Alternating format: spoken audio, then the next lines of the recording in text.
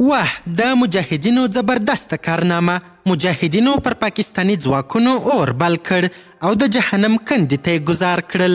په زیات شمیر پاکستاني ځواکونه هلاک سوي دي چې پاکستاني حکومت یې زیات وارخطا کړی دی. دا چې یاد برید چیرته څنګه او ولې سوی، څومره تلفات لري، که غواړئ پوه سئ نو ویډیو تر پایه وګورئ.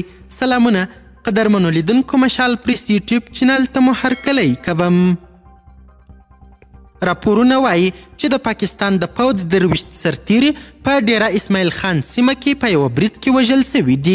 ازادۍ راډیو پر خپل ویب پاڼه لیکلي دي.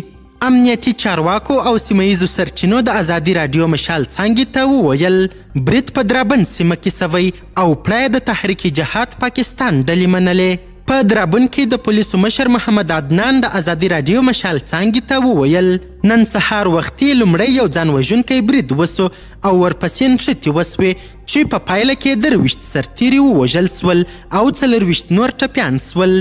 د درابند د پولیسو د تانې مشر زیشان اقبال مشال راډیو ته وویل پیښه هغه مهال وسوه چې پوځیانو د استخباراتي معلوماتو له ترلاسه کولو وروسته غوښتل په سیمه کې پوځي عملیات وکړي. درابند د ډیری اسماعیل خان په 15 کیلومترۍ کې د بلوچستان پر لویه لاره ناامنه جنوبي وزیرستان ته نږدې پروت ښارګوټی دی.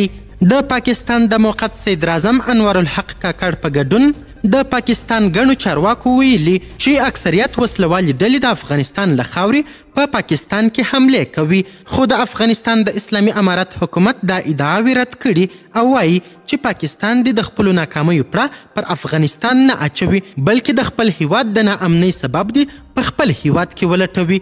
قدرمنو لیدونکو، د ویډیو له کتلو مو نړۍ مننه. د لا زیاتو او نورو لحظه پر لحظه خبري مطالبو لپاره زموږ همدغه مشال پریس یوټیوب چینل سبسکرایب کړئ.